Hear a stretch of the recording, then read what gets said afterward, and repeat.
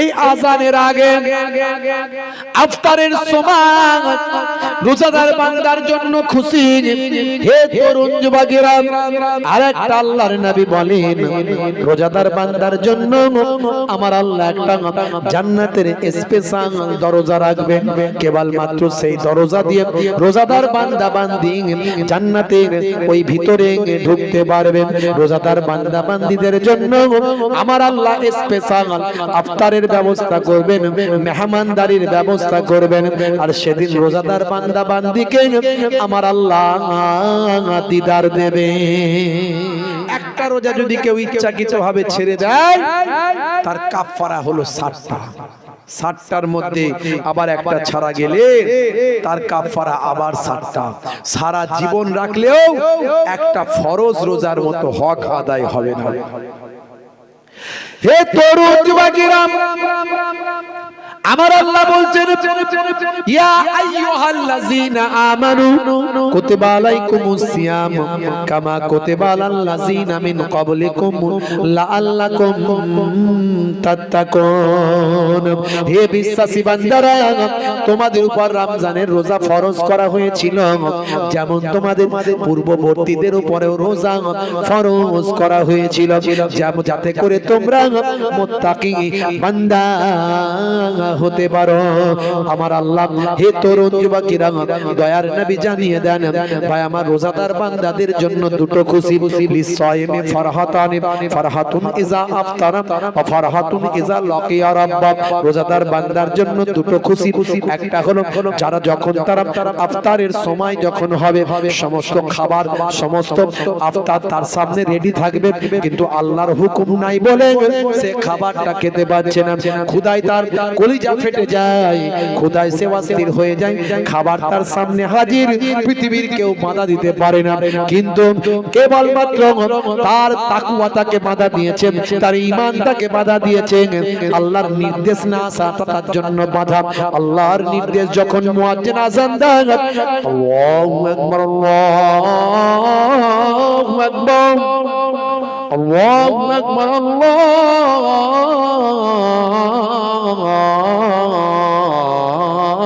আকবার যখন আজানটা হয়ে গেল সঙ্গে সঙ্গে সে খাবারটা তুলে ফেললো। এই আজানের আগে ইফতারের সময় রোজাদার বান্দার জন্য খুশি। হে তরুণ যুবকেরা, আরেকটা আল্লাহর নবী বলেন রোজাদার বান্দার জন্য আমার আল্লাহ একটা জান্নাতের স্পেশাল দরজা রাখবেন। কেবলমাত্র সেই দরজা দিয়ে রোজাদার বান্দা বান্দি জান্নাতের ওই ভিতরে ঢুকতে পারবেন। রোজাদার বান্দা বান্দিদের জন্য আমার আল্লাহ স্পেশাল ইফতারের ব্যবস্থা করবেন, মেহমানদারির ব্যবস্থা করবেন। আর সেদিন রোজাদার বান্দা বান্দিকে আমার আল্লাহ দিদার দেবেন। কিন্তু রোজার সময় এলি তারাবি নিয়ে গন্ডগোল আছে না নাই? তারাবি গন্ডগোল আছে না নাই? এবার মক্কা শরীফ মদিনা শরীফে 10 রাকাত তারাবির নামাজ হবে। গন্ডগোল কি নিয়ে হয়? 8 না 20? মাঝখান থেকে মক্কা শরীফ মদিনা শরীফ বলেছে এবারে 10 রাকাত। 10 রাকাত তারাবির নামাজ, 3 রাকাত বেতরের নামাজ। 2020 সাল পর্যন্ত মক্কা শরীফ মদিনা শরীফে 20 রাকাত তারাবির নামাজ হয়েছে। 20 রাকাত তারাবির নামাজ, 3 রাকাত বেতর।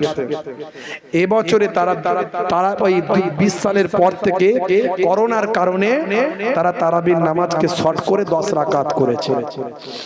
তারাবির নামাজ নিয়ে বিতর্ক কিছু মোল্লা মৌলবী করে। আমরা হানাফি মাযহাবের মানুষ 20 রাকাতটা নিয়েছি। আপনারা 8 রাকাত পড়তে ইচ্ছা করে পড়ুন, তো দ্বন্দ্ব কেন করেন? 20টা ভুল এটা বলেন কেন? 20 রাকাত যারা পড়ছে তার মধ্যে 8 রাকাত আছে না নাই? 8 পার করে তবে তো 20 না? বলেন না 8 পার করে 20 না, 20 পার করে 8 কোনটা?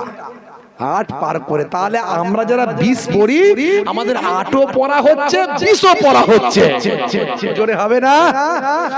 আর তোমরা যারা 8 পড়ছো, আমি ভুল বলবো না, আমি ভুল বলছি না, 8টা ভুল। আল্লাহর নবী 13 রাকাতের কথা আছে, 10 রাকাতের কথা আছে, 10 আর 3 আছে, হ্যাঁ, তারপরে 8 আর 3 আছে, অনেক আছে, আবার 20ও আছে, অনেক হাদিস। তুমি একটা হাদিসকে ধরে রাখলে হবে না, হ্যাঁ। আমরা ওমর ফারুক হুজুর পরবর্তীকালে একেবারে সহি হাদিসের মধ্যে এসেছে, ওমর ফারুক রাদিয়াল্লাহু তাআলা আনহু পরবর্তীকালে 20 রাকাত শুরু করেছিলেন। 20 রাকাত তারাবির নামাজ হযরত ওমর ফারুক রাদিয়াল্লাহু তাআলা আনহু তিনি নিজে ব্যবস্থাপনা করেছিলেন। এখন তুমি যারা বলছো যে 20 রাকাতটা ঠিক নয়, এখন তুমি কি ওমর ফারুক হুজুরের থেকে বড় হয়ে গেছো? ওমর ফারুক হুজুরের যে 20 রাকাতের তারাবির নামাজের হাদিস, এটা কি সহি নয়? হ্যাঁ না, আল্লাহর নবী কত রাকাত তারাবির নামাজ পড়েছেন অনেক রকমের হাদিস পাওয়া যায়। সেই তো তারাবির নামাজ নতুন করে শুরু হয়েছিল, তখন এত তারাবির নামাজে ভিড় হতো আল্লাহর নবীর জামানায়, নবী তারাবির নামাজ প্রকাশ্যে পড়া বন্ধ করে দিলেন। কারণ যে তারাবির নামাজ ওইভাবে পড়েন তাহলে সেটা ফরজ হয়ে যেতে পারে, ফরজ হয়ে যেতে পারে, বুঝতে পারছেন ভাইরা আমার? তো পরবর্তীকালে আল্লাহর নবী অনেকবার অনেক রকম ভাবে তারাবির নামাজ পড়েছেন। তো ওমর ফারুক হুজুর রাদিয়াল্লাহু তাআলা আনহু 20 রাকাতটাকে চালু করেছিলেন। তো সাহাবীদের অনুসরণ করা, আসহাবিকান নাজুম বিআইহিম ইক্তাদাইতুম ইহতাদাইতুম, আসহাবিকান নাজুম বিআইহিম ইক্তাদাইতুম ইহতাদাইতুম। আল্লাহর নবী বলেন, যে কোন আমার সাহাবীরা হলো আকাশের নক্ষত্রের ন্যায়, যে কোন সাহাবীকে অনুসরণ করবে, ইক্তেদা করবে, সে হেদায়েত প্রাপ্ত হয়ে যাবে। জোরে বলুন সুবহানাল্লাহ। জোরে হবে না ভাইরা আমার? সেই তারাবির নামাজ হযরতে ওমর ফারুক হুজুর 20 রাকাত চালু করেছিলেন। তিনি ভালো বুঝেছিলেন বলে চালু করেছিলেন। তারপর থেকে শত শত বছর 20 রাকাত তারাবি সারা পৃথিবীতে হচ্ছিল। তারপর থেকে বিতর্ক এসেছে, কেউ 8 রাকাত পড়ে, কেউ 10 রাকাত। এবারে মক্কা শরীফ মদিনা শরীফে ভাই আমার গ্র্যান্ড মুফতি যিনি আব্দুর রহমান আস-সুদাইস, তিনি বলেছেন সময়টাকে কম করার জন্য, মানুষের তাকলিফটাকে কমিয়ে দেওয়ার জন্য, মানুষের পেরেশানি দূর করার জন্য, এবং বেশি পরিমাণে মানুষ যাতে তারাবির নামাজে অংশগ্রহণ করতে পারে, তাই এবারে 10 রাকাত করা হচ্ছে। 10 আর 3 13 রাকাত নামাজ তারা পড়বেন। 10 রাকাত তারাবি আর বেতে 3 রাকাত, তারপরে এশাটা যেটা আছে। বুঝতে পারছেন? এটা হতে পারে, এটা তো ফরজ নামাজ নয়, এটা ফরজ নামাজ নয়। এটা নিয়ে দ্বন্দ্ব করো কেন? যারা দ্বন্দ্ব করে তারা গোলমাল করে। আমরা হানাফি মাযহাবের মানুষ, আমরা ইমাম আযম আবু হানিফা হুজুর তিনি 20 রাকাত পড়েছেন, আমরা একটু বেশি পড়ি। বেশি পড়লে কম আছে নাকি? অসুবিধা আছে? বেশি পড়া ভালো না খারাপ? ভালো। নামাজই তো পড়ছি, বেশি নামাজই তো পড়ছি, অন্য কিছু নয়। আমরা মুজাদ্দিদুজ জামান পীর আবু বকর সিদ্দিক দাদা হুজুর কেবলা রাহমাতুল্লাহ আলাইহি, তিনি হানাফি মাযহাবের মানুষ, আবু হানিফা হুজুরের মাসলাটা নিয়েছেন, তিনি 20 রাকাত তারাবির নামাজটা পড়েছেন। জোরে বলুন সুবহানাল্লাহ। জোরে হবে না সুবহানাল্লাহ? তরুণ যুবকেরা, হে আমার বন্ধুরা, শুনে রেখে দিন বাবা, একটা মজার ঘটনা বলি, বাস্তব উদাহরণ বলি, ইতিহাস থেকে আপনাদের মাঝখানে বলে দিয়ে যায়। আব্বাসীয় খলিফা, খুব নামকরা খলিফা, নাম হলো বাদশাহ হারুন আর রশিদ। হে তরুণ যুবকেরা, বাদশাহ হারুন আর রশিদ তিনি প্রথম অবস্থায় মাঝে মাঝে মদ্যপান করতেন। বিদেশি দূতদেরকে নিয়ে, সঙ্গী সাথীদেরকে নিয়ে, নিজের সভাসদদের মধ্যে বিশেষ ব্যক্তিত্বদের নিয়ে মাঝে মাঝে তিনি গোলটি বিল করে একটু মাঝে মাঝে মদ্যপান করতেন। তখন তিনি অতটা ধার্মিক ছিলেন না, পরবর্তীকালে অনেক বড় ধার্মিক আল্লাহওয়ালা হয়ে গিয়েছিলেন। হে তরুণ যুবকেরা, তার স্ত্রীর নাম হলো বেগম জুবাইদা, নাম শুনেছেন? মস্ত বড় আল্লাহর নেক বান্দি ছিলেন বেগম জুবাইদা। ভাই আমার পানির জন্য নাহার তৈরি করে দিয়েছিলেন। সৌদি জমিনে গেলে আপনি পাবেন, হজে গেলে দেখতে পাবেন জুবাইদার নাহার আজও সেখানে বিদ্যমান আছে, দেখা যাবে। আজকে শুকিয়ে গেছে, আমাদেরকে দেখিয়েছে, এটাই হলো বেগম জুবাইদার নাহার। তিনি হজে এসেছিলেন, এখানে পানির ব্যবস্থার জন্য নাহার তৈরি করেছিলেন বেগম জুবাইদা নাহার। আজও সেই নাহারটা হলো এটা, কিন্তু শুকিয়ে গেছে এখন। হে তরুণ যুবকেরা, হে আমার বন্ধুরা, হে আমার মুরব্বিয়ানিরা, পরবর্তীকালে বাদশা হারুন আর রশিদ মস্ত বড় একজন আল্লাহর ওলি হয়ে গিয়েছিলেন, আলেম হয়ে গিয়েছিলেন। কিন্তু প্রথম অবস্থায় তিনি মাঝে মাঝে কি করতেন? মাঝে মাঝে তিনি প্রথম অবস্থায় মদ্যপান করতেন। মনে রাখবেন, আগের যুগের যদি আপনি ইতিহাসগুলো পড়েন, প্রত্যেকটা রাজা বাদশা সাকসেসের পেছন দিকে একজন আল্লাহর ওলির সাপোর্ট ছিল। একজন আল্লাহর ওলি পেছনে লেগে থাকতো যাতে রাজা বাদশাকে হেদায়েত করা যায়। প্রত্যেকটা রাজা বাদশা দেখবেন পেছনে একজন করে আল্লাহর ওলি ঠিক লেগে থাকতে। হ্যাঁ, এখনো যারা ভালো নেতা আছে তাদের পেছনে দেখবেন একজন নিশ্চয় আলেমের ঠেল আছে। এটা খেয়াল করবেন, পেছনে ব্যাকগ্রাউন্ডে একটা আলেমের ঠেল আছে, তাই সে ওই রকম ভালো নেতা হয়ে জীবন যাপন করছে। হে তরুণ যুবকেরা, হে আমার বন্ধুরা, শুনে রেখে দিন বাবা, জেনে রেখে দেন। হে মুসলমান, একটু লক্ষ্য করুন, এমন সময় দেখতে পাওয়া যায় সেই জামানায় একজন আল্লাহর মাহবুব বান্দা ছিলেন, আল্লাহর দরবেশ বান্দা ছিলেন, ওলি বান্দা ছিলেন, একজন অন্য পর্যায়ের একজন আল্লাহর ওলি। ওলি আল্লাহদের অনেক ক্যাটাগরি হয়, ইনি তার মধ্যে একজন অন্য পর্যায়ের আল্লাহর ওলি। ভাইরা আমার, তার নাম হলো দরবেশ বাহালুল দানা। তার নাম হলো বাহালুল দানা, যিনি একজন দরবেশ ছিলেন, মস্ত বড় আল্লাহর মাহবুব বান্দা ছিলেন, যিনি বাড়ি ঘরে থাকতেন না, গাছ তলায় রাত কাটাতেন, কখনো গোরস্থানে রাত কাটাতেন, কখনো বা নদীর পাড়েতে রাত কাটাতেন, কখনো জঙ্গলে রাত কাটাতেন, ইবাদত করে করে কাটিয়ে দিতেন। কখনো কিছু খেতেন, কখনো না খেয়ে থাকতেন, রোজা রাখতেন, এইভাবে জীবন যাপন করতেন। লোকে তাকে পাগল মনে করতো, যারা বোঝে না, তারা জানে না, তারা তাকে পাগল মনে করতো। অনেকেই পাগল মনে করতো, এদিক ওদিক ঘুরে ঘুরে বেড়াতেন। হে তরুণ যুবকেরা, হে আমার বন্ধুরা, হে আমার মুরব্বিয়ানিরা, এই বাহালুল দরবেশ আল্লাহর ওলি মাঝে মাঝে আব্বাসীয় খলিফা হারুন আর রশিদের রাজ দরবারে ঢুকে পড়তেন। মাথায় পাগড়ি, হাতে লাঠি, জুব্বা পরিহিত অবস্থায় জালালি মেজাজে ভাই আমার ঢুকে পড়তেন রাজ দরবারে। যখন আসতো, বাদশা তো দূরের ভাই আমার, কারিগর কর্মী নেতা ভাই আমার যারা আছে, কি বলে, দরওয়ান তো দূরের কথা, সৈন্য সামন্তরা তো দূরের কথা, যখন রাজ দরবারে ঢুকে পড়তেন তখন খলিফা নিজে পর্যন্ত ভয় পেয়ে যেতেন। আল্লাহর ওলির সামনে সবাই তারা ভীত হতেন, আল্লাহর ওলির বিরুদ্ধে তাদের কোনো ব্যবস্থা নেওয়ার ক্ষমতা থাকতো না। এ তরুণ যুবকেরা, একজন খলিফা একদিন রাজ দরবারে আসর করে মদ পান করার ব্যবস্থা করেছে, মদ পান করছে। এমন সময় রাজ দরবারে ঢুকে বললেন ওই ভাই আমার দরবেশ বাহালুল দানা সোজা এসে একেবারে রাজ দরবারে একেবারে খলিফার সামনে এসে, খলিফার সামনে চেয়ারে আসনে এসে বসে বললেন। বসে পড়ার পরই থরথর করে কাঁপতে লাগলেন খলিফা, চিন্তা করতে লাগলেন, এবার এই আমার অতিথিদের মাঝখানে দরবেশ আমাকে আচ্ছা করে ধোলাই শুরু করবে। বাদশা নিজে কাঁপছে, এবার দরবেশ আমাকে ধোলাই করবে। ধোলাই মানে তার মান নয়, এমন এমন কথা বলবে আমার ইজ্জত আর কিছু থাকবে না। হুজুর এমন এমন আমাকে বলবে, ইজ্জত আর কিছু থাকবে না। তাই খলিফা তিনি চালাক লোক ছিল।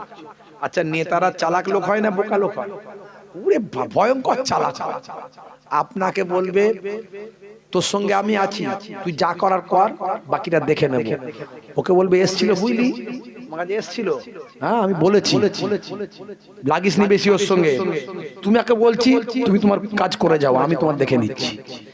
একেও বলবে দেখে নিচ্ছি, ওকেও বলবে দেখে নিচ্ছি। সবাই না হয় আছে কিছু এরকম লাগিয়ে রেখে দেবে সেদিকে। নেতারা খুব চালাক, আবার কিছু নেতা আছে ভালো, তারা সমাজের ভালো চায়, উপকার চায়, এটা কম সংখ্যায়। ভাইরা আমার, তো আব্বাসীয় খলিফা নেতা মানে তো চালাক লোক। দেখছে আচ্ছা করে আমাকে ধোলাই দেবে, তা আগে থেকে আমাকে ক্লিয়ার করে দিতে হবে। কি ক্লিয়ার করছে? ক্লিয়ার করে দিচ্ছে। কি ক্লিয়ার করছে? এমন সময় বলছে, হুজুর কিছু বলার আগে উনি বলতে শুরু করলেন, বাদশা হে তরুণ যুবকেরা, এমন সময় বাদশা বলা শুরু করলেন, ও দরবেশ, আমি আপনার কাছে একটা কথা বলতে চাই। বলে কি কথা? আমি এখানে যেটা খাচ্ছি আপনি নিশ্চয় কিছু বলবেন, কিন্তু এটা হলো জুস। এটা কি? এটা জুস। আচ্ছা বলুন তো হুজুর, কেউ যদি আঙ্গুর খায় এতে কি কোনো দোষ আছে? বলে না। আচ্ছা বলুন তো দেখি, ওই ব্যক্তি আঙ্গুর খাওয়ার পরে যদি পানি খায় এতে কি কোনো দোষ আছে? বলে না, থাকতে পারে না। দোষ কিসের? আচ্ছা বলুন তো দেখি, ওই ব্যক্তি আঙ্গুর খাওয়ার পরে পানি খেয়েছে, এই আঙ্গুর খাওয়ার পরে কিছু সময় পর পানি খেয়েছে, আবার পানি খাওয়ার পরে ওই ব্যক্তি একটুখানি রোদেতে গিয়ে রৌদ্রে গিয়ে বসেছে, এতে কি কোনো দোষ আছে? বলে না, থাকতে পারে, দোষ নাই। আগে আসবো, একটু আগে আগে আসেন, একটু আগে আগে আসেন বাবা আমার, একটু আগে আগে আসেন, এই সামনের দিকটা একটু আগে আগে বসে বসে চলে আসেন, বসে বসে, হ্যাঁ বসে বসে একটু আগে আগে চলে আসেন। একটু কালেমা জিকির লা ইলাহা ইল্লাল্লাহ।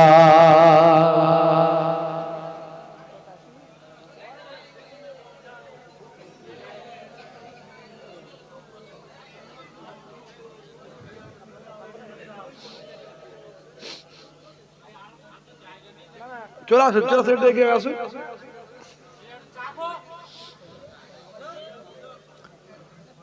কিছু বলবে?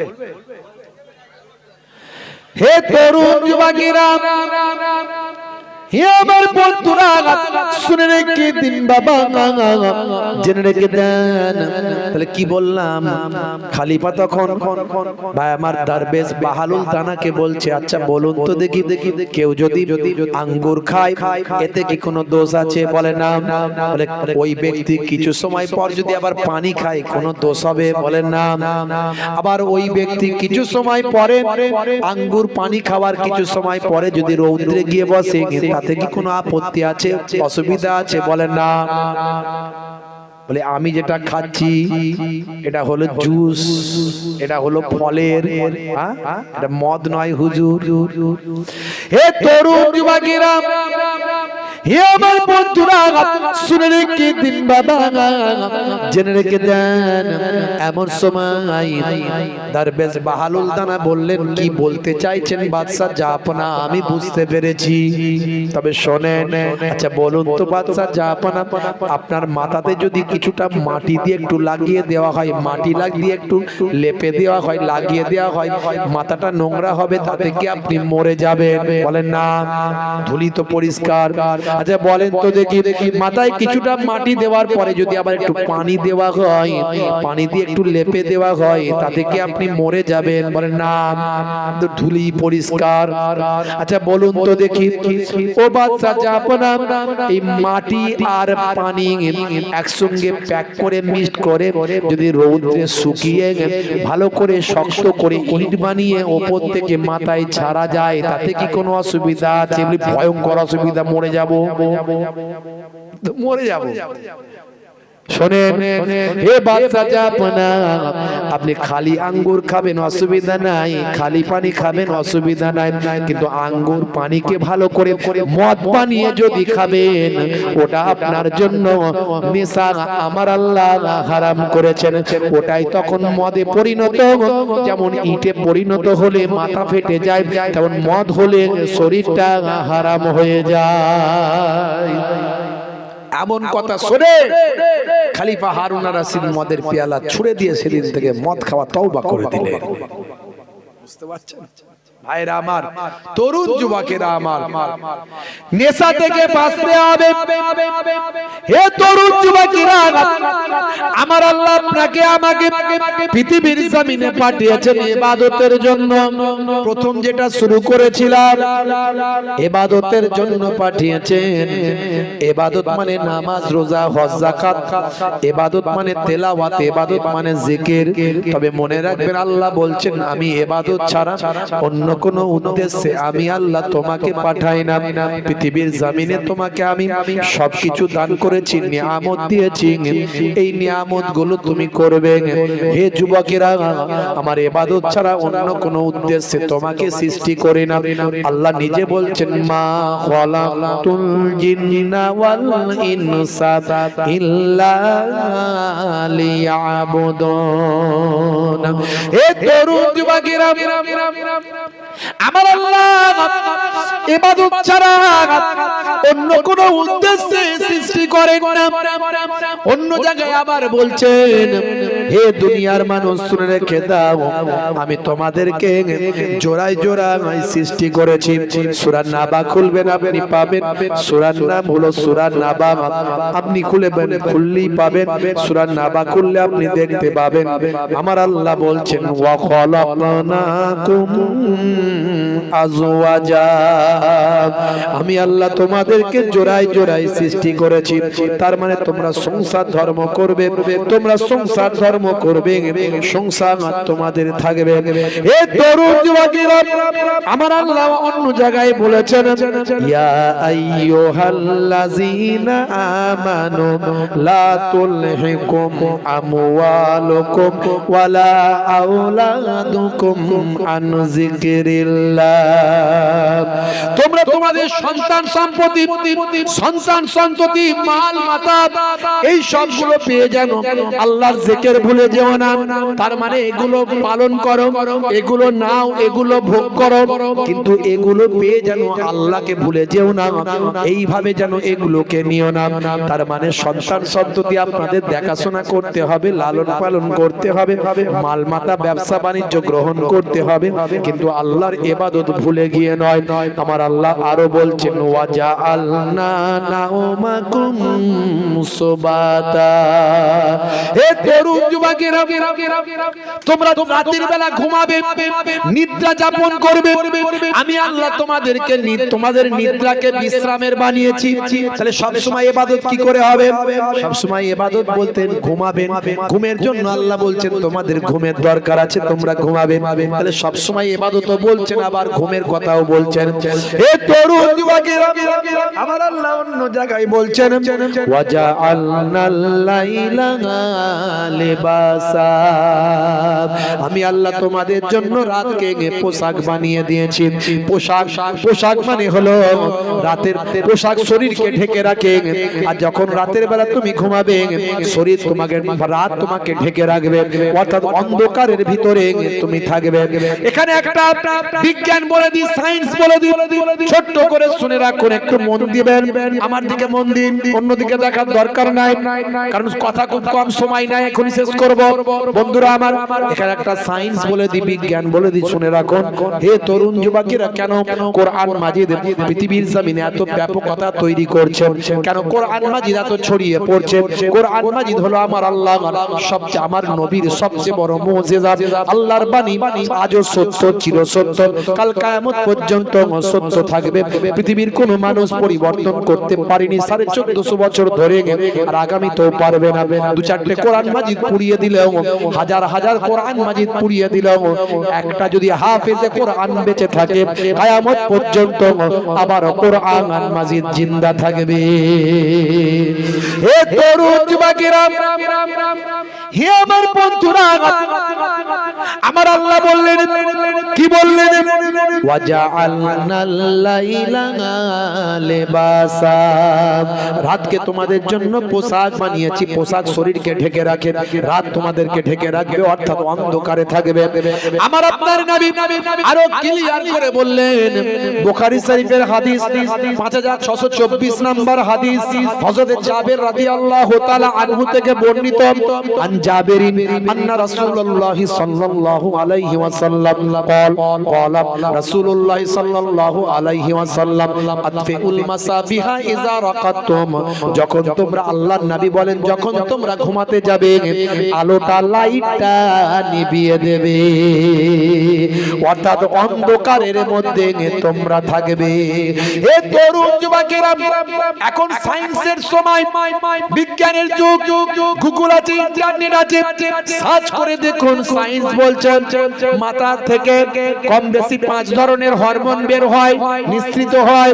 তার মধ্যে গভীর ঘুমে যখন আচ্ছন্ন থাকে, চোখ যদি অন্ধ, ভাই আমার এই পরিবেশটা যদি অন্ধকার থাকে, ব্যক্তি যদি গভীর ঘুমে আচ্ছন্ন থাকে, ঘরে যদি আলো বন্ধ থাকে, অর্থাৎ অন্ধকারের মধ্যে যদি আপনি ঘুমান, চোখ যদি ব্রেনকে সিগন্যাল দেয় যে অন্ধকারের ভিতরে আছি, এবং ব্যক্তিটি গভীর ঘুমে যদি আচ্ছন্ন থাকে, মাথার পেছন সাইড থেকে একটা হরমোন নিঃসৃত হয়। এই হরমোনটাকে সায়েন্স বলছে মেলাটোনিন হরমোন। এই মেলাটোনিন হরমোনটা শরীরের মাথার পেছন সাইড থেকে বের হয়ে রক্তের সঙ্গে মিশ্রিত হয়, মিশে যায়।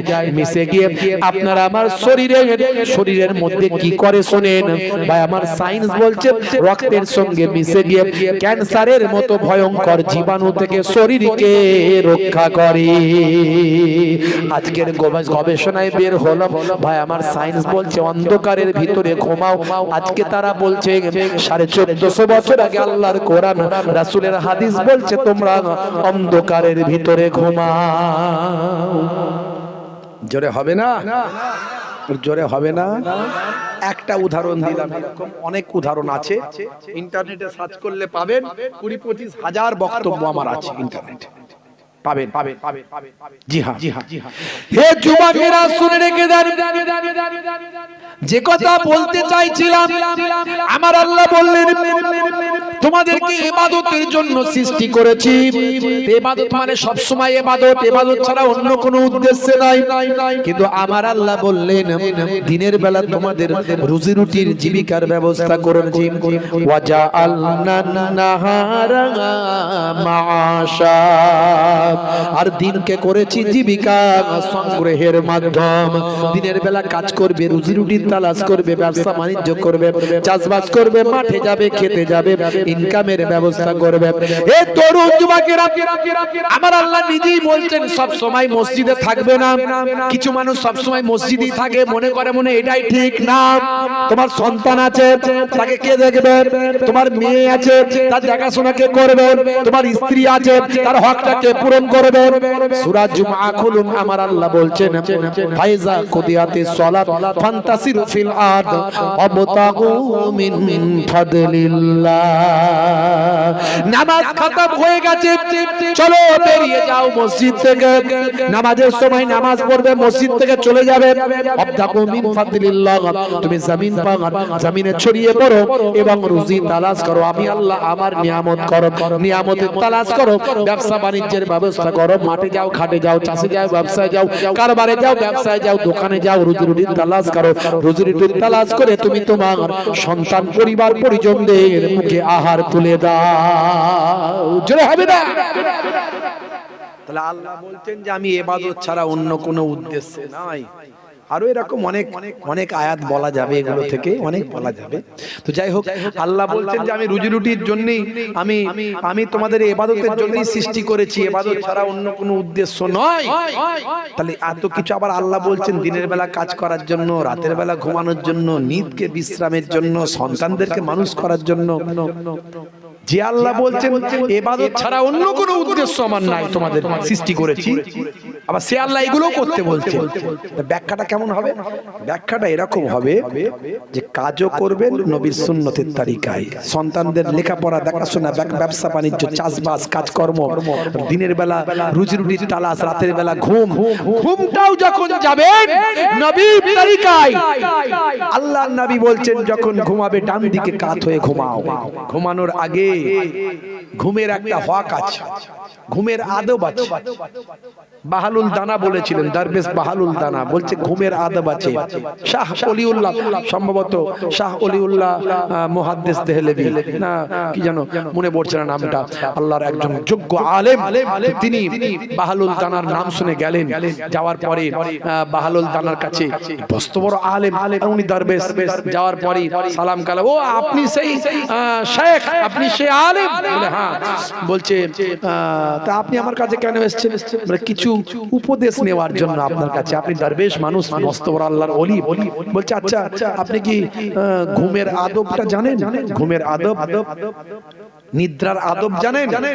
বলে নিদ্রার আদব আল্লাহর নাম নিয়ে দোয়া দরুদ শরীফ পড়ে দোয়া দরুদ পড়ে তেলাওয়াত করে ডান দিকে কাত হয়ে ঘুমিয়ে যেতে হবে।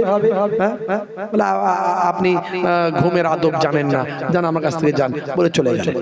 এরকম করে কদিন ধরে ঘুরিয়েছে। তো অনেক বড় ঘটনা ভাইরা আমার।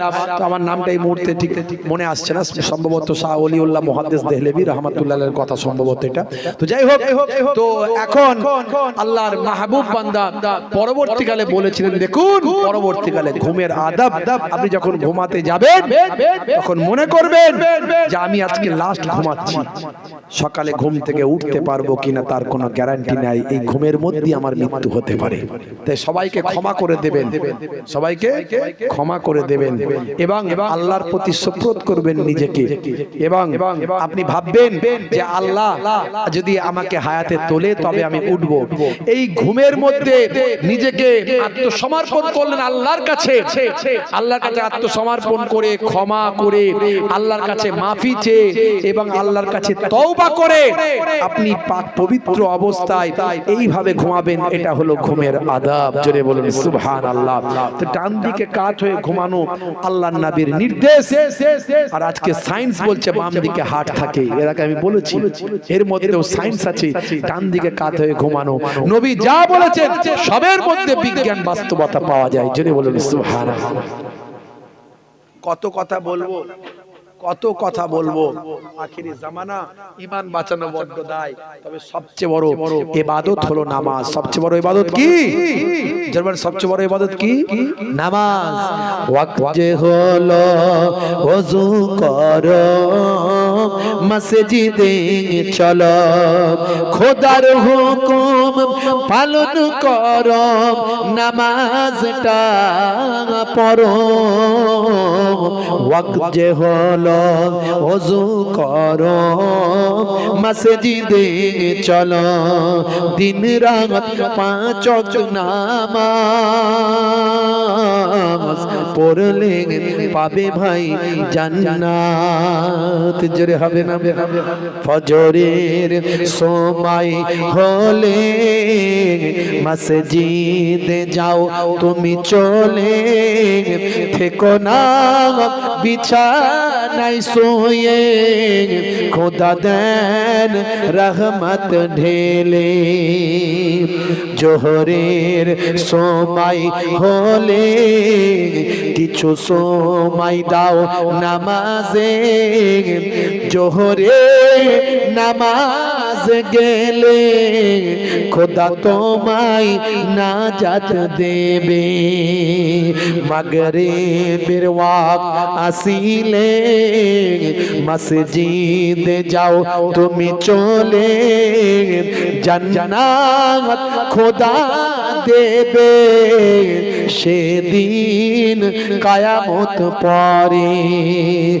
ওয়াক্ত যে হলো ওযু করো, মসজিদে চলো, দিন রাত 5 ওয়াক্ত নামাজ পড়লে পাবে ভাই জান্নাত। ভাইরা আমার, সবচেয়ে বড় ইবাদত হলো নামাজ, তারপর রোজা। এই সামনে রমজানের রোজা আসছে, রোজা ছাড়বেন না। এখন আখেরি জামানা, অনেক মাওলানা বেরিয়েছে, সব ইয়াহুদ নাসারাদের এজেন্ট। জিজ্ঞাসা করা হচ্ছে, বলছে কালেমা শরীফ নবী পাকের নাম শোনার পরে কি দরুদ পড়তে হবে, পড়া দরকার? বলছে পড়তে হবে না। শুনলে আপনি অবাক হয়ে যাবেন, কি বলছে রে বাবু এরা? হ্যাঁ, সারা জীবন ধরে শুনে আসছি, ডাইরেক্ট হাদিস পাক আছে, হাদিস শরীফ আছে, আর এই বলছে যে কালেমা শরীফ পড়ার দরকার নাই। কি বলছে সব কথাবার্তা? ভাইরা আমার, তরুণ যুবকেরা আমার, এইসব বক্তাদের বক্তব্য শুনলে আপনি অবাক হয়ে যাবেন। রাসূল সাল্লাল্লাহু আলাইহি ওয়াসাল্লাম কবরে জীবিত নাকি মৃত? মৃত। আত্মার জগতে থেকে তিনি জবাব দিচ্ছেন মৃত। শুনলে আপনি অবাক হয়ে যাবেন। এই সব বক্তব্য, এর নাম হচ্ছে কবরে, এই কথা মিথ্যা। এটাই তো তার বাসের আলোচনা। রাসূল সাল্লাল্লাহু আলাইহি ওয়াসাল্লাম কবরে জীবিত নাকি মৃত? মৃত। আত্মার জগতে থেকে তিনি জবাব দিচ্ছেন, নবী বেঁচে আছেন কবরে, এই কথা মিথ্যা। এটাই তো তার বাসের আলোচনা। যেমন তেমন নাম করালো আব্দুর রাজ্জাক বিন ইউসুফ, বুঝতে পারছেন? যারা সবসময় হাদিস হাদিস করে না, বলে সব কথাতেই হাদিস চাই, বুঝতে পারছেন? তাদের দলের লোক সব কথাতেই বলে হাদিস চাই, সব কথাতেই হাদিস পাওয়া যায়। এই যে আমরা বসে আছি এখানে, হাদিস পাবো? যে মাইকে ওয়াজ করছি, হাদিস পাওয়া যাবে? তাহলে এই মোবাইল দেখে বক্তব্য রাখছি, মোবাইল ধরছি, হাদিস পাওয়া যাবে? সব কথা হাদিস পাবি কোথা? হ্যাঁ ভাইরা আমার, এদের কথা শুনলে মাথা খারাপ হয়ে যাবে। আখেরি জামানা, কত দল বেরিয়েছে, আরো আছে, কটা শোনাবো? চললে শোনাচ্ছি। লা ইলাহা ইল্লাল্লাহ মুহাম্মাদুর রাসূলুল্লাহ বলা, লা ইলাহা ইল্লাল্লাহ মুহাম্মাদুর রাসূলুল্লাহ,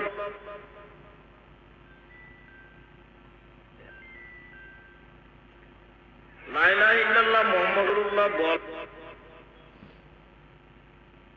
লা ইলাহা ইল্লাল্লাহ মুহাম্মাদুর রাসূলুল্লাহ বলার সঙ্গে সঙ্গে সাল্লাল্লাহু আলাইহি সাল্লাম বলা যাবে কি যাবে না?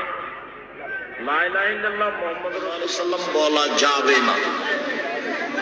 মসজিদের দেয়ালে এক পাশে আল্লাহ, তার পাশাপাশি মোহাম্মদ রাখা হারাম, কাবিরা গুনাহ, শিরক। শিরক কত বড় কথা। এর নাম হচ্ছে আব্দুর রাজ্জাক বিন ইউসুফ। যাই তাই ব্যাপার নয়, বড় সড় বক্তা, বড় সড় আলেম, ভালো আলেম।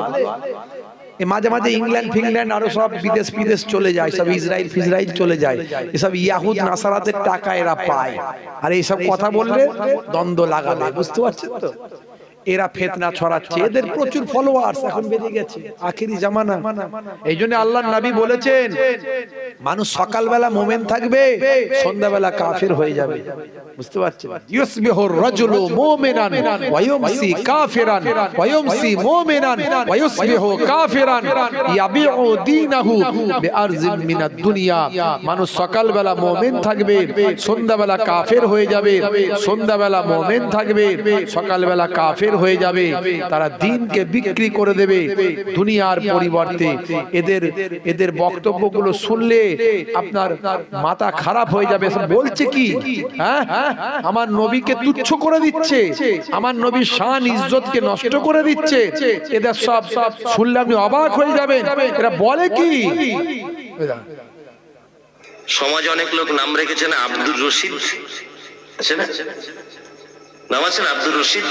এ নাম রাখা হারাম, চলবে না, একদম নাই।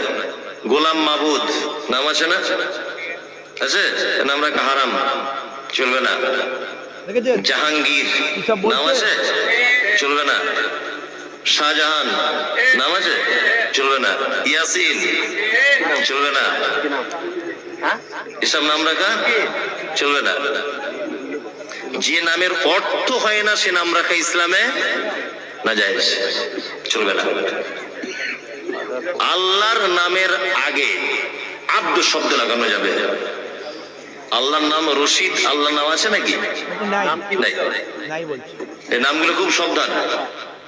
আপনার বাড়িতে কোরআন মাজিদ আছে, দেখবেন 99টা আল্লাহর সিফাতি নাম আছে, আর রশিদ একটা আল্লাহর নাম আছে। সেটাও জানে না, বলছে নাই। এর নাম হচ্ছে মুমতাজুল, বুঝতে পারছেন? এসব এমন এমন কথা বলছে। আল্লাহর নবীর হাদিস আছে, বলছে আখিরি জামানায় এমন এমন কথা শুনবে যা তোমাদের বাপ চোদ্দ পুরুষ শোনেনি, তোমরাও শোনেনি। সেই সব কথাবার্তা শুনবে, এসব শুনছি সব। আমি শুনলে অবাক হয়ে যাবেন। এরকম কটা শোনাবো, একটা শোনে। এই যে সব অস্ত্র রেখে দিয়েছি, সব রাখা আছে, এদের লোক এলে এগুলো উত্তর দেওয়া। আপনি যে আবু জেহেলকে কাফের বলেন, আপনি যে আবু তালেবকে কাফের বলেন, আপনি যে আবু জেহেলকে কাফেরদের সর্দার বলেন, তারাও কিন্তু আমার আপনার মতো মুসলমান ছিল। আপনি বিশ্বাস করেন আর না করেন, কেননা আবু জেহেল বলতেছে বদরের যুদ্ধের আগে, আল্লাহুম্মা আনসুর আহাদাল ফিয়াতাইন, কাবা ঘরে গিয়ে আবু জেহেল আল্লাহর দরবারে হাত তুলে বলতেছে, আল্লাহ আজকে বদরের যুদ্ধে আমি মুহাম্মাদের মুখামুখি, এই যুদ্ধে যারা হকের নিকটবর্তী তুমি তাদেরকে বিজয় দান করো। আব্দুল মুত্তালিব কার কাছে দোয়া করতেছে? কার কাছে? তার মানে আবু জেহেল আল্লাহর উপর বিশ্বাস করে না? করে না? করে। আর যে আল্লাহর উপর বিশ্বাস করে সে কি মুসলমান নয়? তাহলে আবু জেহেল যদি মুসলমান হয়, আল্লাহর উপর বিশ্বাস করে, তাহলে আল্লাহ আবু জেহেল নাকি ঠেলায় পড়ে একবার আল্লাহর কাছে নাকি দোয়া চেয়েছিল, সেজন্য আবু জেহেল মুসলমান হয়ে গেল। তা মুসলমান হতে গেলে শুধু আল্লাহর কাছে দোয়া চাইলে হয়ে গেল? হ্যাঁ, নবীকে মানতে হবে না? নবীকে মেরে ফেলার জন্য তৈরি, আল্লাহর নবীর উপর নবীকে ধরতে পারলে মারতে পারলে 100 উট দেবে। যে আবু জাহিল, তারপরে আবু লাহাব, আবু লাহাবের নিয়ে আল্লাহ কোরআনে আয়াত নাযিল করে দিয়েছে, তাব্বাত ইয়াদা আবি লাহাবি ওয়া তাব। আল্লাহ নিজে বলছে আবু লাহাবের হাত দুটো ধ্বংস হোক। আল্লাহ যাকে বলছে ধ্বংস হোক, এটাকে বলছে মুসলমান। এটাকে বললো জানেন? এটা হচ্ছে আব্দুর রাজ্জাকের ছেলে, আব্দুল্লাহ বিন আব্দুর রাজ্জাক। তাহলে আখেরি জামানা, এই মোবাইলের যুগে এইসব চলছে, না একটু একটু না বললে, আমরা না বললে অসুবিধা আছে। আপনারা সাধারণ মানুষ বুঝতে পারবেন না, মনে হয় ওরাই ঠিক বলছে। বলছে আল্লাহ মসজিদে আল্লাহর নাম একদিকে, একদিকে আমার নবীর নাম, বলছে রাখা শিরক। শুনলেন? শিরক হারাম। আরে মিয়া, কোরআনে আমার নবীর সঙ্গে আল্লাহর নাম আছে না নাই? আজানে আমার আল্লাহর সঙ্গে নবীর নাম আছে না নাই? জান্নাতের দরজায় দরজায় আল্লাহর সঙ্গে নবীর নাম আছে না নাই? আল্লাহ নিজে নবীকে নিজের কাছ থেকে বাদ দিলেন না, এ বেটা বাদ দেওয়ার কে? এ বেটা বাদ দেওয়ার কে? পরিষ্কার বোঝা যায় এরা হলো ইয়াহুদ নাসারাদের ডলার খেয়ে মুসলমানদের মধ্যে ধর্মটাকে ধ্বংস করার চক্রান্তে নেমেছে। বুঝতে পারছেন?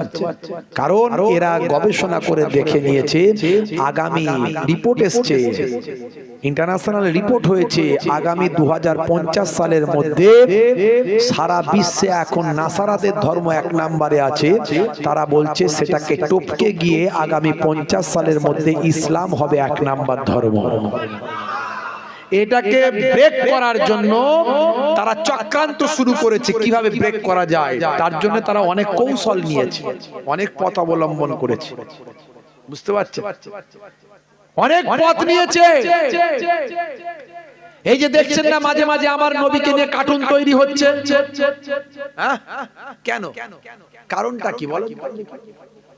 আমার নবীকে নিয়ে কার্টুন তৈরি করলে, সিনেমা তৈরি করলে আমাদের ব্রেন ঠিক থাকবে? থাকবে? জাস্ট একটা উদাহরণ দিচ্ছি, এইরকম অনেক কিছু আছে, কোরআন পুড়িয়ে দেওয়া, আরো অনেক কিছু আছে। এই বিধানসভা ভোটের আগে আরো অনেক কিছু হবে, আরো অনেক কিছু ঘটনা ঘটবে। তো আমার নবীকে নিয়ে যদি কেউ সিনেমা তৈরি করে, কার্টুন তৈরি করে, ব্যঙ্গচিত্র আঁকে, আমাদের ব্রেন ঠিক থাকবে? যে নবী হলো আমাদের ঈমান, আমরা কি করব তখন? আন্দোলন করব, পথে নিয়ে পড়বো, হ্যাঁ, হই হই করবো, রাস্তা ঘিরে ফেলবো। কেউ একজন বলে দিল সারা সব জায়গায় বন্ধ করে দাও, সব জায়গায় রাস্তাঘাট বন্ধ করে দাও, যতক্ষণ না ক্ষমা চাইবে ফাঁসি হবে, এই হবে সেই হবে, ছাড়বে না। কি করব? একটা মিডিয়ায় আওয়াজ হয়ে গেল, আপনার রায় করার লোক রাস্তায় চলে গেল, আমু যেমন রাস্তায় চলে গেল, ওর মাঝখানে ওই দলের লোক কিছু আছে, তারাই আপনার মতো টুপি টাপা পরে ওরাই প্রথম আগুনটা লাগিয়ে দেবে।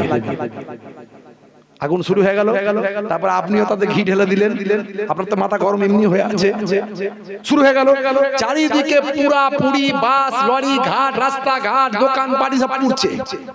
মিডিয়া এসে গেল, বড় বড় নিউজ হয়ে গেল, সারা বিশ্বের মানুষকে দেখাচ্ছে, দেখো মুসলমানরা সব পুড়িয়ে ফেলছে, মুসলমানরা সব ধ্বংস করে দিচ্ছে, মুসলমানরা সব বরবাদ করে দিচ্ছে, মুসলমানরা কত খারাপ, এরা সব জঙ্গি, এরা সব অমুক, এরা তমুক।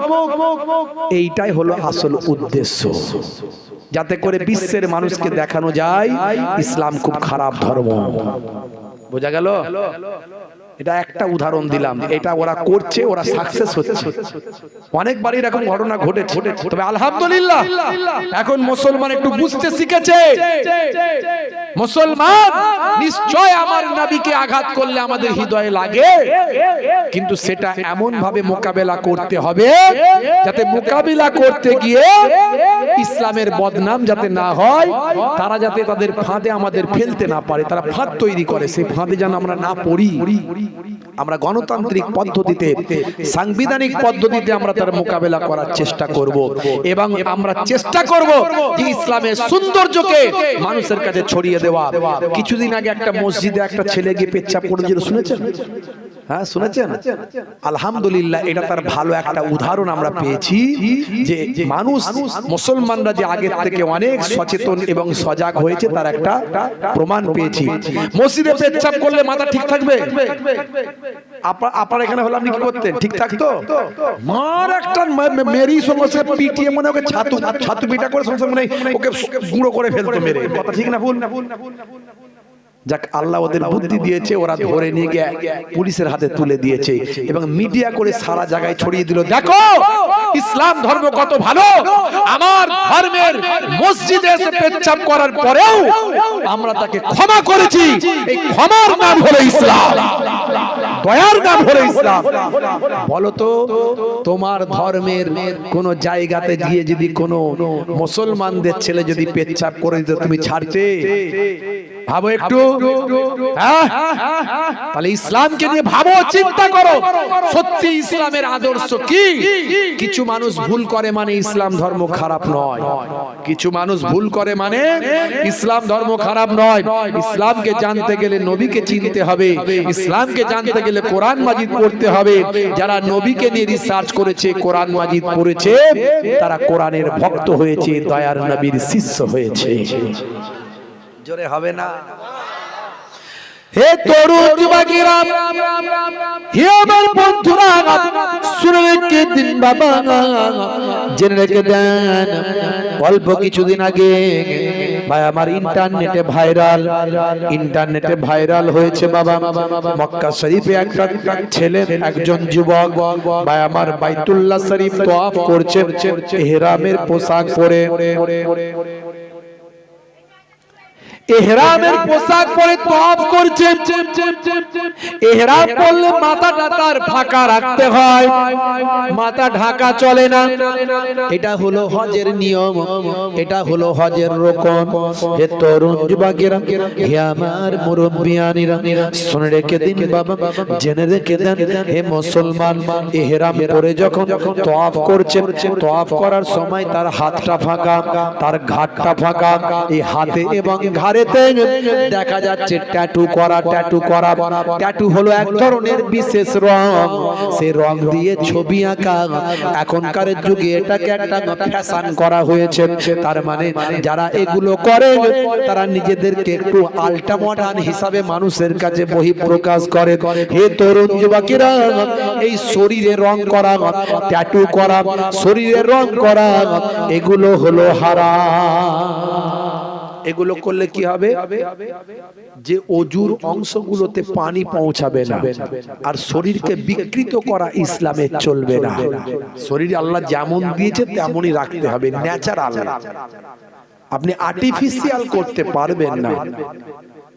শরীরকে আপনি বিকৃত করা, অনেকে পুরুষ থেকে মহিলা হচ্ছে দেখবেন, নিজের পুরুষত্বকে মহিলা স্ত্রীলিঙ্গে রূপান্তরিত করছে, অপারেশন করে, এই করে সেই করে। দেখছেন না কত কি হচ্ছে এখন? কেউ পুরুষ থেকে মহিলা হচ্ছে, কেউ মহিলা থেকে পুরুষ হচ্ছে। এগুলো ইসলামে চলবে না। আবার এখনকার ছেলেরা কানে দুল পড়ছে, মাঝে মাঝে আমি দুল খোলাই, দুল পরেছিস, হাতে বালা পড়তি, ছেলে না মেয়ে? হাসে তখন। কালকেও বালা খুলিয়েছি, কালকেও রাত্রে হার খুলিয়েছি, হ্যাঁ বালা খুলিয়েছি, তারপরে হাতে ধাগা খুলিয়েছি, হ্যাঁ প্রত্যেক দিন খোলাই। বুঝতে পারছি? কারণ এই জন্যই তো আল্লাহ আমাদেরকে এই জায়গায় পাঠিয়েছে, করতে হবে এগুলো প্রত্যেক দিন। আমাকে মাঝে মাঝে ছেলেরা ফোন করে বলে, হুজুর আপনার ওয়াজ শুনে আমি নামাজি হয়েছি। কে বলে আপনার ওয়াজ শুনে আমি আপনার ওয়াজ শুনে আমি নেশা ছেড়ে দিয়েছি। কে বলে আপনার ওয়াজ শুনে আমি সুন্নত মেনে চলছি। কেউ বলে আপনার ওয়াজ শুনে আমি, সেদিনে ফোন করেছিল, হুজুর মদ খাওয়া ছেড়ে দিয়েছি, আগে খেতাম, মদ খাওয়া ছেড়ে দিয়েছি। আলহামদুলিল্লাহ, এই জন্যই তো আমাদের বলতে হবে। আমি তো শুধু একটা ঘটনা বলার জন্য এলে ঘটনা বলে দিয়ে চলে যাবো, আপনার ভালো লাগবে সুবহানাল্লাহ বলে দেবেন, ব্যাস হয়ে গেল। তা আপনি কি শিখলেন, কি জানলেন? হে তরুণ যুবকেরা, এখনকার ছেলেরা কানে দুল পড়ছে, মাথার পেছনে লম্বা চুল রাখছে, নায়ক গায়কের চুল। এদিকটা চেচে ফাঁকা করে দিয়েছে, এদিকটা ফাঁকা করেছে, এদিকে চুলটাকে ঢেকে নিয়েছে, পেছনে করেছে খোপা। কিরে ভাই, মাথার চুলের এমন কেন অবস্থা করেছিস, কেন খোপা লাগছে তোকে খুব একটা বড় বোকা? বলে না না, এটা সলেমান খানের স্টাইল, এটা শাহরুখ খানের স্টাইল, আপনার নাই জানা।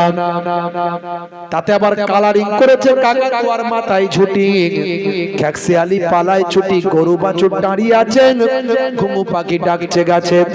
মুসলমানের ছেলে নাম রেখেছে ডায়মন্ড, হাতে ধরেছে স্মার্টফোন, কানে লাগিয়েছে হেডফোন, গান শুনছে পাগল মন। ফারিস্তা বলবে শোন, কবরে গেলে বুঝবি তখন। মুসলমানের নারী তারাও করছে বাড়াবাড়ি, হাতে ধরছে মাঝে মাঝে কাটারি, আর চিৎকার করে বলছে বেরিয়াই শ্বশুর শাশুড়ি। মুসলমানের নারী করবেন না বারে বাড়ি, চালাচ্ছে স্কুটি গাড়ি, সে চালাক অসুবিধা নাই, যদি হেফাজতের মধ্যে হিজাবের মধ্যে চালাই অসুবিধা নাই, কিন্তু গায়ে নাই ওড়না, বলছে আমার দিকে দেখ না। চুল করতে কালার, যাচ্ছে বিউটি পার্লার, নাম ছিল জারিনা, হয়ে গেল করিনা। মুসলমানের নারী তারাও হয়েছে আনারি।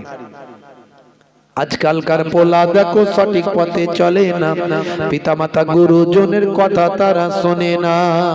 চুলগুলো ছোট ছোট, প্যান্ট শার্ট আটো সাটো, সুজুরা পায়ে দিয়ে, পেছনে ব্যাগ নিয়ে, লাল লাল জুতো পায়ে, চোখে কালো চশমা, দুই চোখ মেলে খোঁজে বেদের মেয়ে জোসনা, গায়ে হাতে ট্যাটু আঁকা, গায়ে হাতে ট্যাটু আঁকা, হেঁটে চলে আঁকা বাঁকা, কাছে গেলে দেখা যায় সুস্থ ছেলে না, তিরঙ্গার দুর্গন্ধে টেকা যায় না, তিরঙ্গার দুর্গন্ধে টেকা যায় না। মুসলমানের ছেলে নেশাখোর, পাত্তাখোর, গাঁজাখোর, তারিখোর, মদখোর, জুয়াখোর। এখানকার রায়কোলার ছেলেরা খুব ভালো, আমি তো অনেকগুলোকে চিনি, এরা দাদা পীরের ভালোবাসার মানুষ, এদের মধ্যে সেই স্বভাবগুলো নাই আলহামদুলিল্লাহ। এরা ভালো ভালো কাজ করবে, আগামী দিন অনেক সোশ্যাল ওয়ার্ক করবে, আমার সঙ্গে কথা হয়েছে মাশাআল্লাহ। আজকে এখানে তারা জলসা দিয়েছে, খারাপ জিনিস, অন্যায়, গান বাজনা, অশ্লীলতাকে বাদ দিয়ে মুসলমানের ছেলে নেশাখোর, পাত্তাখোর। নেশা ইসলামে হারাম, কুল্লু মুসকিরিন হারাম, প্রত্যেক নেশা হলো হারাম। ইন্নাল মুবাজ্জিরিনা কানু ইখওয়ানাশ শায়াতিন, অপচয় নষ্টকারী হলো শয়তানের ভাই। নেশামুক্ত জীবন যাপন করতে হবে, চেষ্টা করবেন, কেন পারবেন না? আমি তো কোনো নেশা করি না, কোনো নেশা নাই। আমাকে আজকে আমার এই বাপজি, আমাদের এমএন সাহেবের আব্বা আমাকে আজকে একটা দিয়েছে, এই একটা মৌরি ফৌরি খেতে, এটাও আমি খাই না, তা দিয়েছেন যখন বেশ খেয়ে ভালোই লাগলো। থাকবে কিনা পকেটে বলতে পারছি না, তো চেষ্টা করবো। নেশা মেশা তো নাই, কিছু থাকে না, একটু আতর পকেটে রাখি, এটা একটা নেশা আছে বলতে পারেন। মাঝে মাঝে একটু লাগাই, লাগিয়ে স্টেজে উঠি। তো যাই হোক, তো মাঝে মাঝে আমাদেরকে বলে হুজুর পান খাবেন নাকি? আমি খাই না, পান টান খাই না। তাহলে কি খাবেন হুজুর বলেন? এখনকার তো নামি দামি হুজুরা সব রজনীগন্ধা খাচ্ছে, তো ওসব চলে নাকি? আমি ওসবও চলে না। তাহলে কি খাবেন? আমি কিছুই খাবো না। চা, তো চা হলে হবে, না হলে না হবে, অসুবিধা নাই। নেশা মুক্ত জীবন যাপন করুন। উফ, এত ফোনের চাপে মাথা খারাপ, ওয়াজ আর হয় কি করে? সারাদিনে প্রায় 200-300 খানা ফোন কম বেশি, প্রত্যেক দিন 40-50টা করে জলসা, শুধু বলছি হবে না। আজকে তো আপনাদের এখানে আমার এই এনার ছেলে এমএন সাহেব, আমার খুব কাছের ছেলে, বুঝতে পারছেন, ওর নাম মঈনুদ্দিন, ওকে আমি এমএন বলে ডাকি, ওর চ্যানেলের নাম ধরে। তো যাই হোক, তো ওদের ভালোবাসায় আমাকে আসতে হয়েছে। আমার প্রোগ্রাম আছে সেই বসিনা রাজারহাট, ওখানে রাত্রি 11টা থেকে টাইম দেওয়া আছে। আমার ডেটে আমি বললাম আজকে করলে 8টা-10টা দিতে পারবো, তাই 1 ঘন্টায় কি করে পৌঁছাবো সেটাই হচ্ছে কথা। তো যাই হোক, তরুণ যুবকেরা আমার, শরীর এমনি অসুস্থ আমার আজকে। গতকালকে 4টে প্রোগ্রাম করেছি, নবো না ছাড়বে না এমন লোক হচ্ছে যে কি করব, নিতে হচ্ছে। নবো না 4টে জলসা কালকে করেছি, কত পারবো, 2টো করে তো প্রতিদিনই হয়ে যাচ্ছে, শরীর আর বইছে না। তো দোয়া করবেন আল্লাহ যেন দিনের কিছু খেদমত করিয়ে নেন, দাদা পীরের সিলসিলার খেদমত যেন করিয়ে নেন। এই যে কথাগুলো, এই যে বক্তব্যগুলো শোনাচ্ছি, এতে আমরা পরিবর্তন হব, আমার দাদা পীরের সিলসিলা মজবুত হবে। যে আমার দাদা পীরের হক সিলসিলা দেখো কি সব বলছে, এগুলো শোনা দরকার আছে, এগুলো বলা দরকার আছে। হে তরুণ যুবকেরা, হে আমার বন্ধুরা, শুনে রেখে দিন বাবা, জেনে রেখে দেন। হে মুসলমান, একটুখানি রক্ষা করুন বাবা, একটুখানি লক্ষ্য করুন ভাইরা আমার, তরুণ যুবকেরা, নেশা মুক্ত জীবন যাপন করবেন না, নেশা মুক্ত জীবন যাপন করুন, নেশাওয়ালা জীবন যাপন করবেন না ভাই আমার। তিরঙ্গা, গুটকা, গোয়া, জর্দা, খৈনি, তা ভাই আমার যে সমস্ত এগুলো থেকেও দূরে থাকার চেষ্টা করুন। আপনার লাইফ বাঁচবে, সময় বাঁচবে, জীবন বাঁচবে, অর্থ বাঁচবে, আপনার স্বাস্থ্য বাঁচবে। ডাক্তারেরা বলছেন এগুলো সব স্বাস্থ্যের ক্ষতি, এগুলো ক্ষতি।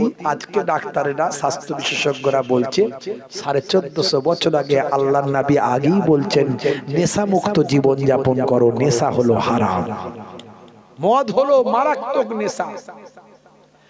অনেকে বলে হুজুর এই আপনি মদ করেন বটে, মদ খাও না, আমরা মদ খাই না। কি খাও না? আমরা হচ্ছে মেডিকেল জুস। সেটা কেমন না হুজুর? এটা হলো বিলাতি জিনিস, তো এটা ফলের জুস দিয়ে তৈরি করা, এটা মদ নয় হুজুর, তেমন কিছু নেশা পেশার ব্যাপার নয়। একটু মাথাটা বনবন করবে আর একটুখানি একটু বেশ মনটা একটু চাঙ্গা হয়ে যাবে, এইরকম একটা ব্যাপার, স্বাস্থ্যের জন্য উপকার। সে কি বলে? হ্যাঁ, মদকে মেডিকেল জুস বলে খাচ্ছে। মিলাদুন নবীতে যায়, রমজান মাসে রোজাটা রেখে দেয়, ঈদের দিনে ফাঁস কাতারে নামাজ পড়ে, সাদা কুর্তা পাজামা পরে ভাই, হুজুর দেখলে ছুটে গিয়ে আসসালামু আলাইকুম দেয়। মা বলেছে 1 মাস রোজা রেখেছে, অসুবিধা নাই। আব্বা বলেছে, হুজুর বলেছে, মোহেবুল্লাহ হুসাইনের কথাতে ছোট ছোট দাড়িটা রেখেছে ভাই। কিন্তু রাত্রি যখন 9টা বাজে, সোপের সামনে গিয়ে হাতটা গলিয়ে দিয়ে বলে, কাকা একটা লাল পানির বোতল চাই। মুসলমানের ছেলে বাঁশবাগানের ঝাড়ে, পুকুরের পারে, নদীর ধারে, রেল লাইনের পারে 3-4 বন্ধু মিলে যখন আবার খায়, তখন বলে, জানিস না হুজুররা বলে কিছু খেলে বিসমিল্লাহ বলতে হয়। খাচ্ছে মদ, বলছে বিসমিল্লাহ বলে খা। আখেরি জামানা। হে যুবকেরা, শুনে রেখে দেন, 1 বালতি দুধেতে যদি 1 চিপি মদ, 1 চিপি কুকুরের পেচ্ছাপ দেওয়া হয়, ওই দুধটা কি আর কেউ খাবে? খাবে না। যদি জানতে পারে এটা কুকুরের পেচ্ছাপ, হে তরুণ যুবকেরা, গন্ধ পাক আর নাই পাক, কুকুরের পেচ্ছাপের গন্ধ পাক আর নাই পাক, টেস্ট পাক আর নাই পাক, সেন্ট পাক আর নাই পাক, দেখতে পাক আর নাই পাক। যদি বুঝতে পারে 1 বালতি দুধেতে, গরুর দুধে 1 বালতি গরুর দুধে 1 চিপি কুকুরের পেচ্ছাপ দেওয়া আছে, কোন মানুষ সেটা আর খাবে না ভাই আমার। সেটা টেস্ট পাক আর নাই পাক। অনুরূপ আপনার শরীরে আপনি মদ যদি ঢুকিয়ে দেন ভাই আমার, সেটাই নেশা হোক আর নাই হোক, সেটা টেস্ট থাক আর নাই থাক, সেটা ফলের মতো হোক বা অন্য কিছু হোক, মদ যদি মদই হয়, শরীরটা নাপাক হয়ে যায়। হে তরুণ যুবকেরা, শরীরের গোশত পোস্ত গুলো সব হারাম হয়ে যায়, তাই মদ থেকে বাঁচবেন যুবকেরা, ভাইরা আমার, তরুণ যুবকেরা আমার, নেশামুক্ত জীবন যাপন করার চেষ্টা করুন। এখনকার জর্দা গুলো বেরিয়েছে সব 120, 420, 720, তারপরে আরো সব কি সব এখন সলিমউদ্দিন, কলিমউদ্দিন জর্দা বেরিয়েছে, বুঝতে পারছো? সবের ভিতরে কেমিক্যাল। সবের ভিতরে কেমিক্যাল, এগুলো স্বাস্থ্যের জন্য ক্ষতি। সাদা পান খাবেন, পান খাচ্ছেন সাদা পান খান। আগের যুগের জর্দা আলাদা ছিল, দোক্তা আলাদা ছিল। সাদা পান খাওয়া অভ্যাস করুন। কেন নেশা করবেন? হে তরুণ যুবকেরা, হে আমার বন্ধুরা, শুনে রেখে দিন বাবা, জেনে রেখে দেন।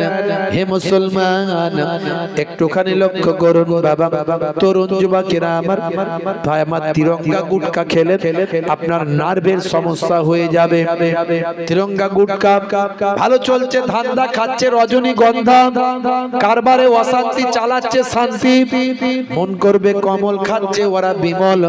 এগুলো খেলে নার্ভের সমস্যা হবে, যৌন সমস্যা হয়ে যাবে। হে তরুণ যুবকেরা, এই সমস্ত ডাস্ট গুলো থেকে যুবকেরা বাঁচতে হবে।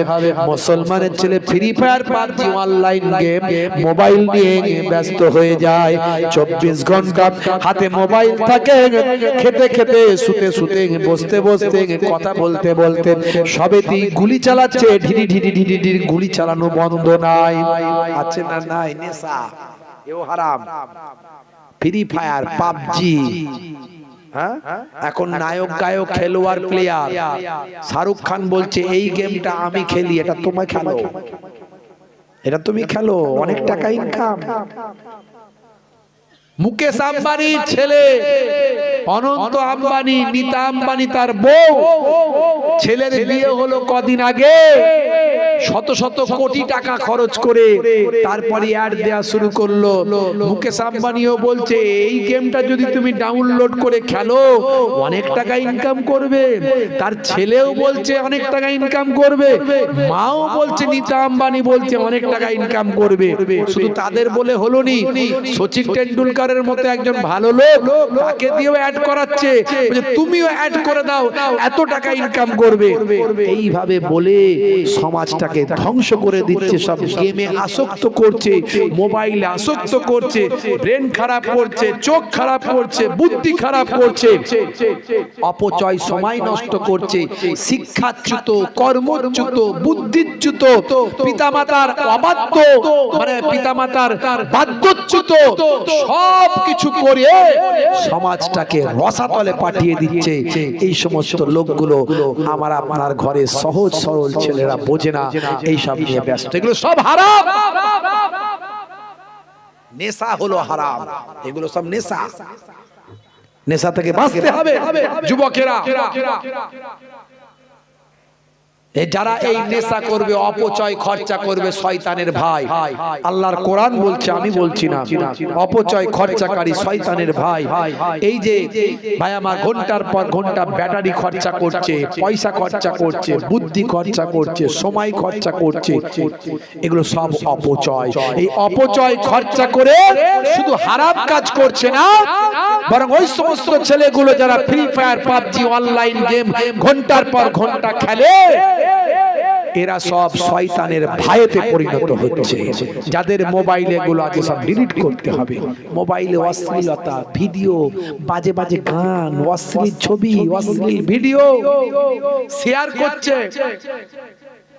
এখানে তিরঙ্গা খাচ্ছো, খাচ্ছো, বাইরে চলে যাও। নাক দেখেছেন? নাক বুঝতে পারলেন? নাকটা কিরাম বুঝতে পারলেন? খাচ্ছে ওখানে, মাঝে মাঝে মুসাফা করতে আসে, আসসালামু আলাইকুম, ওইখানে চেবাচ্ছে। বুঝতে পারছেন? কমিটির ছেলে, হুজুর আসসালামু আলাইকুম, মাল ঢুকানো আছে রে, মাল ঢুকানো আছে। সর্বনাশ করেছে, তা আমার একদম সহ্য হয় না, বমি পেয়ে যায়, ভয়ঙ্কর নাক তো। বিড়ি সিগারেট আর তিরঙ্গা গুটকার গন্ধ একদম দূর থেকে। মদ খেয়ে তো আমার সামনে আসে না, এগুলো খেয়ে আসে মাঝে মাঝে। বুঝতে পারছেন? দেখেছেন? ফোন শুধু মাথা খারাপ করে দেবে। আমার ফোনটা সাইলেন্ট করতেও ভুলে যাচ্ছি। তো যাই হোক, তো একদম সহ্য হয় না।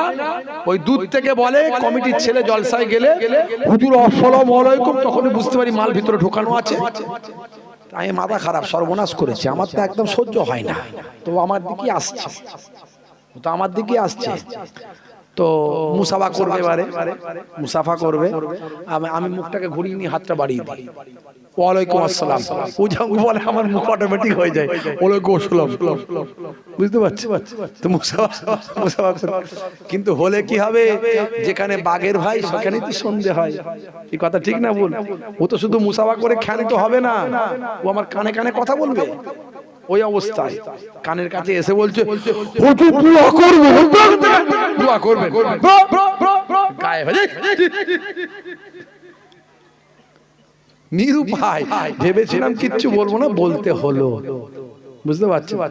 আবার যেদিনে জলসা হয় সেদিন এই কমিটির ছেলে যারা খায় আর কি, টেনশন বেড়ে যায়, ওরা অন্যদিন 10টা খেলে ওদিনে 20টা চালে, বুঝতে পারছেন? খুব ভয়ঙ্কর ব্যাপার। নেশা থেকে বাঁচুন বাপ, সমাজটা শেষ করে দিচ্ছে। হাতে পয়সা পড়ে যাচ্ছে ছোটবেলায়, ছেলেদেরকে পড়াশোনা করান, শিক্ষিত বানান। সবাইয়ের মাথায় বুদ্ধি আল্লাহ দিয়েছে, সেই বুদ্ধিটাকে কাজে লাগান, আপনি অবাক হয়ে যাবেন। আমাদের এই এমএন ভাইয়ের আমাদের ইনার ছেলে ঘরে বসে বসে বাল্ব তৈরি করে ফেলছে, এরকম হ্যালোজেন লাইট তৈরি করে ফেলছে। এত লাইট, চোখে তাকালাম তো চোখটা কিরকম হয়ে গেল, ওই আমাকে দেখিয়েছে আমার চোখ কিরকম হয়ে গেল, আমি বাপরে এত লাইট, নিজের হাতে করে তৈরি করছে। বলে হুজুর আল্লাহ দোয়া করেন যেন আগামী দিন কারখানা করতে পারি। নিশ্চয়ই পারবে, চেষ্টা করো, নিশ্চয়ই পারবে, একটা ব্র্যান্ড তৈরি হয়ে যাবে। বুদ্ধি আল্লাহ দিয়েছে কারো না কারো, সেটাকে ঘষা মাজাটা ঠিক টাইমে করলি ওটাই এপিজে আব্দুল কালাম হয়ে যাবে, ওটাই এপিজে আব্দুল কালাম হয়ে যাবে। আমাদের ঘষা মাজার অভাব, ছোটবেলায় তিরঙ্গা দিয়ে দিচ্ছি। ছোটবেলায় কি করছি, ওই বুদ্ধিটাকে কাজে না লাগিয়ে রুটির দোকানে দিয়ে দিলাম, জরির দোকানে দিয়ে দিলাম, এম্বোটারিতে দিয়ে দিলাম, খাটাখাট মেশিন চালাচ্ছে আর হাতে পয়সা গুনছে খাটাখাট মাসে সপ্তাহে। তো পয়সা দিয়ে কি করবে? অল্প দিনে পালসার গাড়ি একটা, ওই কি বলে এই গাড়ি কিনলো, এখন সব দোতলা গাড়ি, দোতলা মোটরসাইকেল বেরিয়েছে জানেন না, দোতলা মোটরসাইকেল।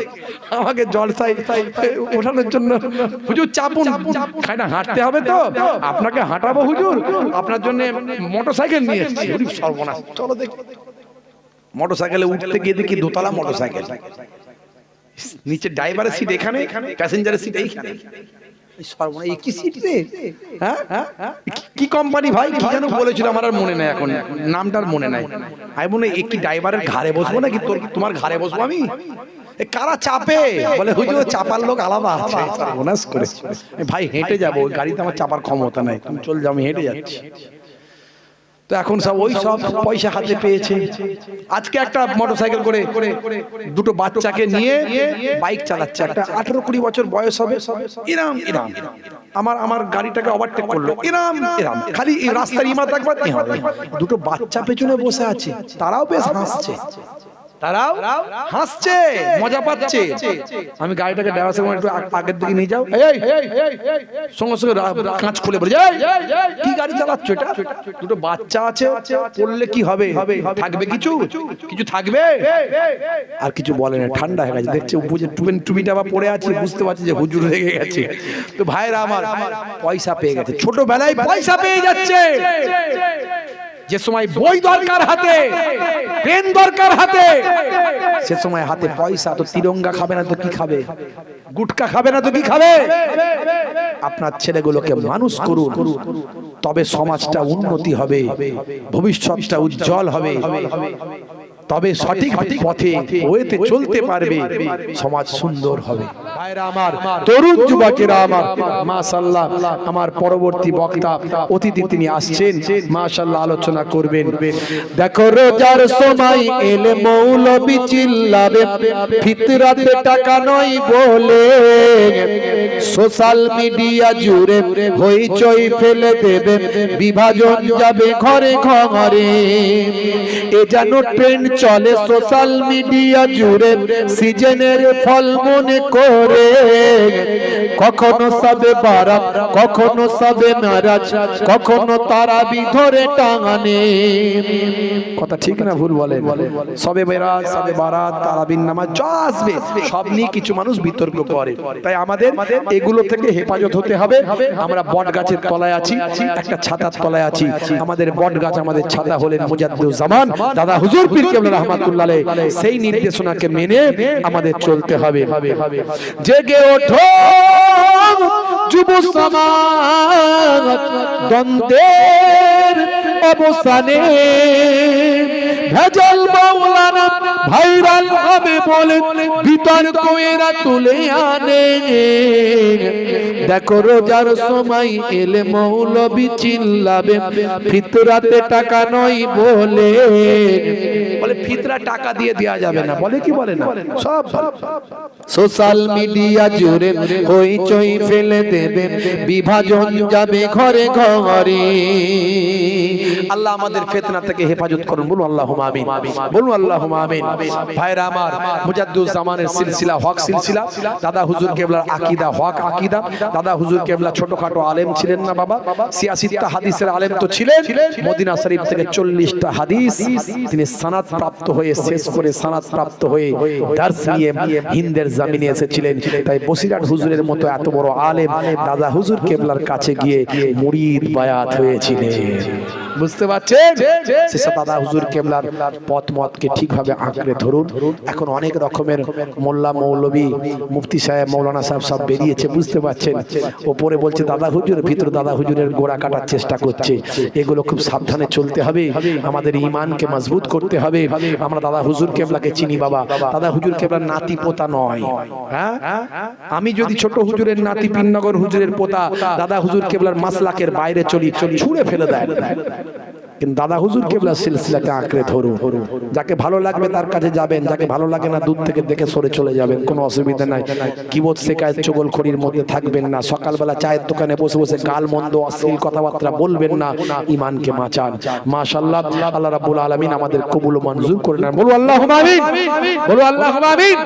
আমার পরবর্তী অতিথি বক্তা আমার অত্যন্ত প্রিয় মানুষ জনাব হযরত মুহতারাম মাওলানা, জনাব হযরত মুহতারাম মাওলানা মাশাআল্লাহ পানিগোবরা দরবার শরীফের হুজুরের আওলাদ পীরজাদা মাওলানা মুহতারাম হাদিউজ্জামান সাহেব, মাশাআল্লাহ আমার অত্যন্ত প্রিয় মানুষ। তিনি এসে হাজিরা দিয়েছেন, সব পীরের ঘরের আওলাদ, বুঝতে পারছেন?